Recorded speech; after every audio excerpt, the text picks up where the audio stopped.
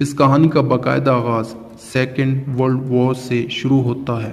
ایک طرف لڑائی جھگڑا اور خون تھا تو دوسری طرف ہم دیکھتے ہیں کہ ایک پلین میں انگلش اسکول بوائز کے ایک گروپ پر حملہ ہوتا ہے، اور یہ پلین جب حملہ ہوتا ہے تو سیدھا جا کر ایک انجان سنسان ویران آئلینڈ میں آ کر گرتا ہے۔ آپ کو بتا دوں کہ ان بچوں میں کوئی بڑا نہیں تھا۔ خیر، ان بچوں میں رالف جو تھا نا، جو اس ناول کا ہیرو ہے، یہ کچھ سمجھدار تھا، اور اس کا ایک دوست تھا جس کا نام پگی ہے، جو کافی دماغ کا تیز تھا۔ اب جب یہ دونوں جنگل میں نکلتے ہیں، رالف اور پگی ادھر ادھر گھوم رہے ہوتے ہیں کہ کہیں سے نا ایک ہارن کی طرح ایک شیل ملتا ہے۔ رالف وہ شیل دیکھتا ہے تو اٹھاتا ہے اور اٹھا کر بجانا شروع ہو جاتا ہے۔ جیسے بجاتا ہے تو سب بچے اکٹھے ہو جاتے ہیں۔ اب جب یہ سب بچے اکٹھے ہوتے ہیں تو یہ فیصلہ کرتے ہیں، ایک ڈیسیجن لیتے ہیں کہ ہم سب کو نا ایک لیڈر چاہیے جو ہمیں لیڈ کر پائے، جو ہمیں راستہ دکھا پائے۔ تو یہ بچے رالف کو اپنا لیڈر چن لیتے ہیں۔ اب جب یہ لیڈر بنتا ہے تو رالف رولز بنا دیتا ہے اور ایک جیک نام کے لڑکے کو ہنٹر گروپ کا لیڈر بنا دیتا ہے، اور ان کے ذمہ تھا کیا؟ ان کے ذمہ شکار کر کے لے کر آنا تھا۔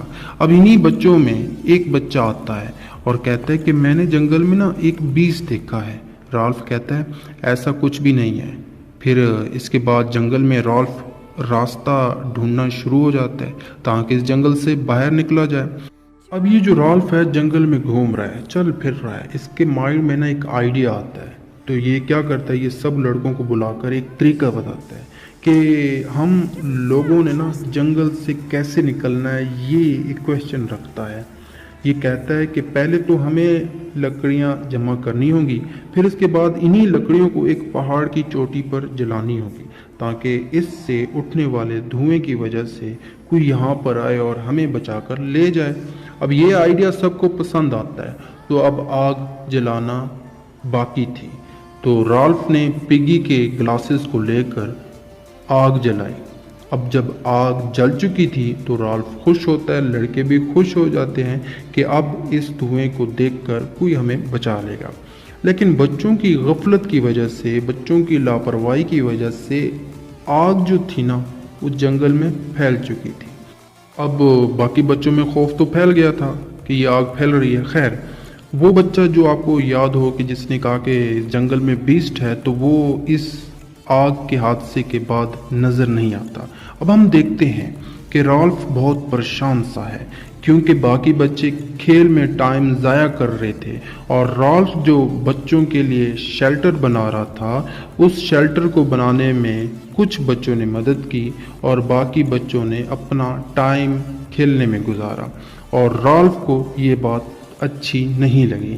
دوسری طرف ہنٹر گروپ کے جیک کی بات کریں تو یہ پگی کا بہت زیادہ مذاق اڑاتا ہے، اور یہی جیک کیونکہ پاور کا بھوکا ہے، تو یہ جو ہے نا رالف کا مقابلہ کرنا شروع ہو جاتا ہے، آرگومنٹس کرنا شروع کرتا ہے، رالف کے اگینسٹ جانا شروع کر دیتا ہے، بہت زیادہ رالف کو تنگ کرتا ہے۔ اب آگے کیا ہوتا ہے، رالف جو ہے نا اب بہت تنگ آ چکا تھا، سب بچوں کو ایک جگہ پر بلا لیتا ہے، لیکن کوئی بھی بچہ رالف کی باتوں کو نہیں سنتا کیونکہ وہ کھیل رہے تھے اور جنگل کے بیسٹ کے متعلق باتیں کر رہے تھے، اور یہ میٹنگ بنا کسی نتیجے کے تحت ختم ہو جاتی ہے۔ اب وقت گزرتا ہے، ایک دن اسی پہاڑ کے اوپر پلینز ٹکراتے ہیں اور ایک بندہ پیراشوٹ میں آ کر گرتا ہے وہیں اسی جگہ پر، اور بندہ مر جاتا ہے۔ اب کچھ بچے اس کو دیکھ کر نا، اس پیراشوٹ میں جو بندہ ہوتا ہے، ڈر جاتے ہیں اور سمجھتے ہیں کہ یہ تو بھوت ہے، اور واپس آ کر رالف اور جیک کو بتاتے ہیں، اور یہ دونوں جب یہ بات سنتے ہیں تو اپنے آپ کو دکھانے کے لیے کہ ہم بہادر ہیں اس جگہ پر جاتے ہیں، لیکن وہاں پر کچھ نہیں ہوتا۔ واپس آتے ہیں اور بتاتے ہیں کہ تسلی رکھو کہ وہاں پہ کوئی بھوت ووت نہیں تھا۔ اب ان سب کے بعد جیک رالف کو کہتا ہے کہ تم لیڈر بننے کے قابل نہیں ہو، تمہاری کوئی بات مانتا ہی نہیں ہے، تو تم لیڈرشپ کو چھوڑ دو۔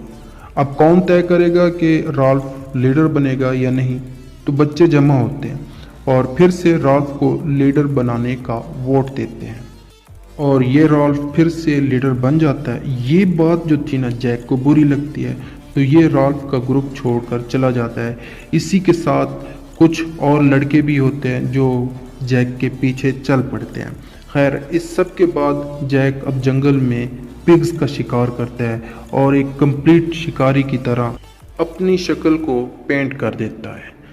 अब क्या होता है कि जैक और इसके ग्रुप के दोस्त पिग को मार के इसकी गर्दन को एक डंडे पर लटका देते हैं और इसके सर पर ना फिर मक्खियाँ बैठना शुरू हो जाती हैं पिग के।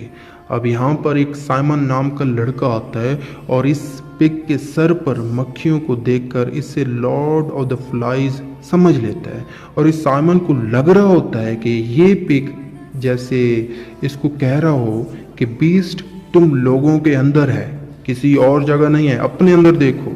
ये सुनने के बाद साइमन उस पहाड़ की चोटी पर जाता है और देखता है कि पैराशूट में लिपटा एक इंसान मुर्दा पड़ा है और सारे बच्चे इसको बीस्ट समझ रहे थे। अब ये साइमन क्या करता है, ये जाता है वापस कैंप में ताकि बताया जाए कि जिसको तुम लोग बीस्ट समझ रहे थे वो बीस्ट नहीं है बल्कि एक इंसान है।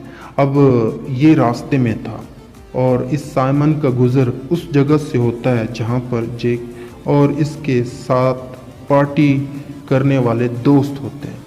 अब ये जो दोस्त थे ना जैक के, ये पार्टी में गुम थे, पार्टी का मज़ा ले रहे थे। कहीं से देखते हैं कि जंगल में कोई आ रहा है तो ये दोस्त बीस्ट समझकर साइमन पर हमला कर देते हैं और इसको मार देते हैं।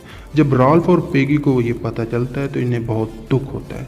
आपको एक बात बता दूं कि जैक ने आग जलाने के लिए पिगी का चश्मा चुरा लिया था, तो अब ये राल्फ और पिगी ये चश्मा लेने जैक के पास आ रहे हैं। मगर जैक के जो साथी थे, जो दोस्त थे, इन दोनों को पकड़ लेते हैं और पिगी को तो रोजर नाम का लड़का पत्थर से मार देता है और इनके पास वो हॉर्न टाइप का शेल भी जो होता है ना वो भी टूट जाता है। खैर, जब राल्फ ने पिगी का ये हाल देखा तो ये फौरन जंगल में भाग गया। झाड़ियों का सहारा लेकर छुप जाता है ये राल्फ। पीछे से जैक क्या करता है, जैक राल्फ को झाड़ियों से निकालने के लिए झाड़ियों को आग लगा देता है जिससे हर तरफ धुआं ही धुआं नजर आना शुरू हो जाता है। अब उस जंगल के किसी तरफ ब्रिटिश नेवल का जहाज था जो इस धुएं को देखकर रुक जाता है। इस जहाज से एक ऑफिसर बाहर आता है और रोते हुए राल्फ को देखता है। पीछे से जैक और बाकी बच्चे भी आते हैं और इस उम्मीद की किरण को देखकर खुशी से रो देते हैं। इसी के साथ ये नॉवेल ख़त्म हो जाता है। उम्मीद करता हूँ आपको ये नॉवेल पसंद आए तो लाइक कीजिएगा, सब्सक्राइब कीजिएगा और अपना कमेंट में फीडबैक लाजमी दीजिएगा।